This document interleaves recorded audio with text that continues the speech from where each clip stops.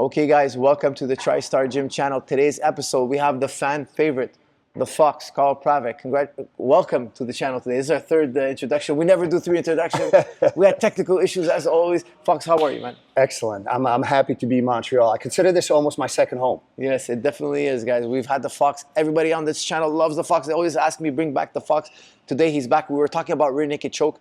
Today he's going to show us some details on rear naked choke. I'm sure all of you out there, including myself, we've been doing it wrong all these years.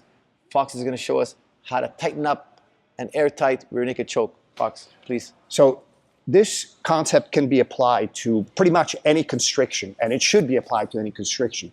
So how many times you see a guy sort of get to a position, especially the position to choke, and we're going to go over what happens if he tucks in his chin.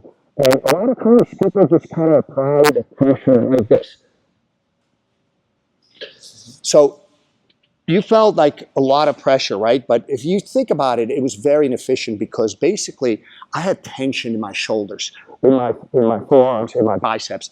So basically I'm spreading all that pressure around my arms and it gets diffused. Especially when the guy tucks in his choke. You need to basically apply the pressure to where it's not diffused. And you get it done. So basically, one of the things, and this, by the way, where you apply the pressure, normally clean rear naked choke is applied pressure through here and here. Why? That's where the carotids are. This is a clean rear naked choke. But when he tucks in his chin, I need to apply the pressure not in those positions because the carotids have moved in relation to the arms. So now I apply the pressure in my elbow. So there's some tension in my shoulders and in my biceps, but most of the tension goes into the elbow. This is extremely important, especially so many people get so close to finishing the submission, but they fail because a lot of times they're learning to apply pressure the same way regardless of the type of choke and also how it changes. Let me also, another one is if you do a one-handed choke, right? So right now, my upper part of my arm is completely off your carotid. So what I do is I apply the pressure in this part, in my forearm. So basically what we're doing is it was zeroing in on where they apply the pressure on constriction. This applies to triangles, it applies to guillotines, it applies to everything. Think about it. People tend to focus on applying the tension in their arms for the constriction. Pretty much through the whole, especially at the beginners, it's a lot of effort, especially the upper body. The upper body gets involved, but there's not a lot of tension. Most of the tension needs to be in the parts that are on the carotid. Now, if you're off... The two sides of your neck right here, right? The carotids are right here. So the parts of my arm that are touching... Here, you're wasting energy. Here is where you need to apply the pressure. Sometimes you're only going to have access to one carotid. Apply pressure to that one carotid. You do not have to cut off both. Okay, so you're saying like, be aware of where your arm is and apply pressure directly to the carotid. To the carotid. Exactly. Don't just try to squeeze the whole Exactly. neck. Okay. And I think that's why so many people fail. Can I feel you do it again? Yeah. So pick any scenarios, and this is going to change a little bit. Chin is down. Yeah, chin is down. So now, normally, if this was clean, can you lift your chin up for a second? If it's clean, this is where most of the tension would be, this and the same part on the other side.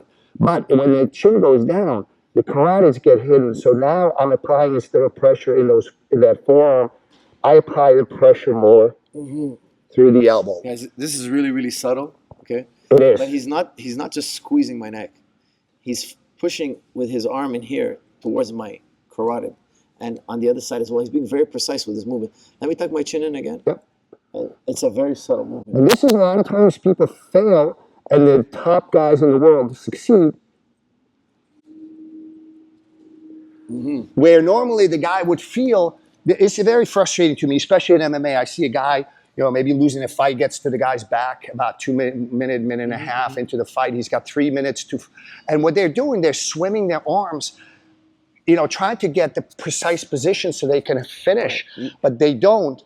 Whereas if just get it good enough and then apply the pressure in the precise place. Let me try that. Yeah, absolutely. I've never really gave it too much thought, you know. I just. By the way, when I started teaching this concept in seminars and in my school, the finish rate for most people went up significantly.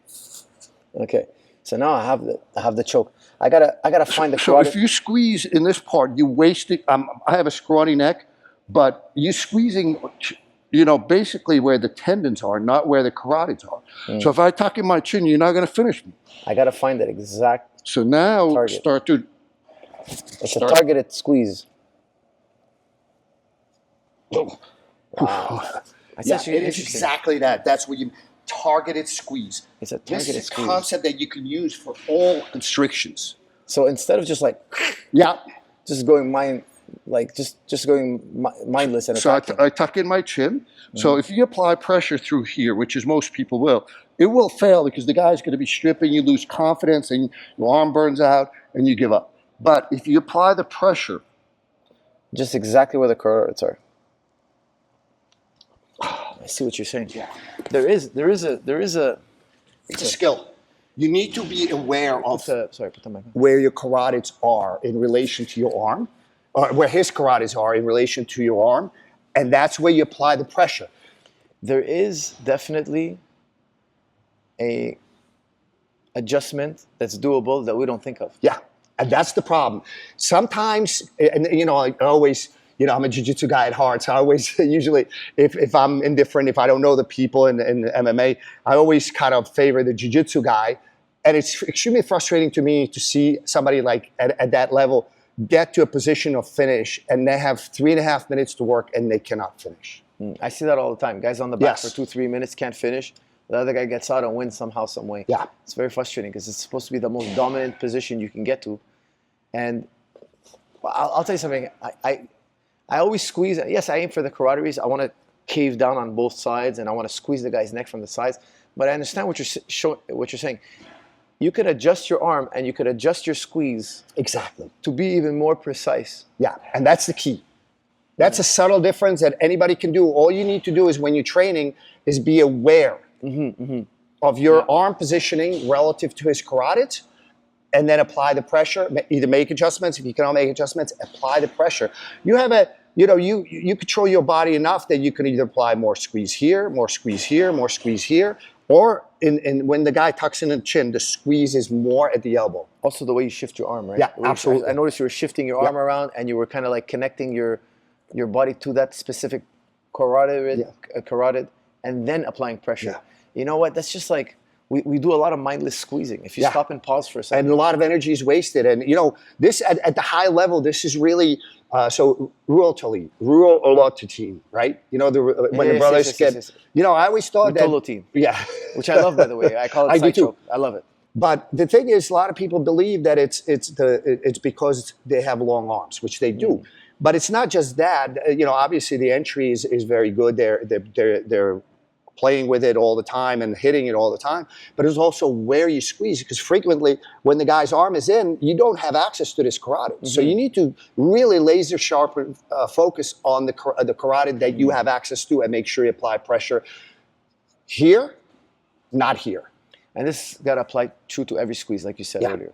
Guys, make sure when you're trapping the neck, be targeted in your squeeze.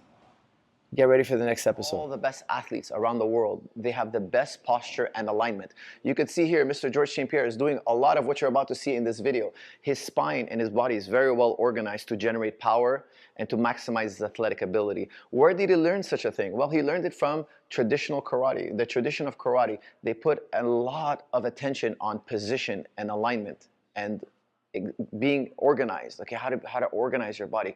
It's the same thing with ballet or gymnastics, okay. A lot of what you're going to see is not found in the exercise science books. It's found in the traditions of karate, martial arts, judo, boxing, wrestling, jiu-jitsu.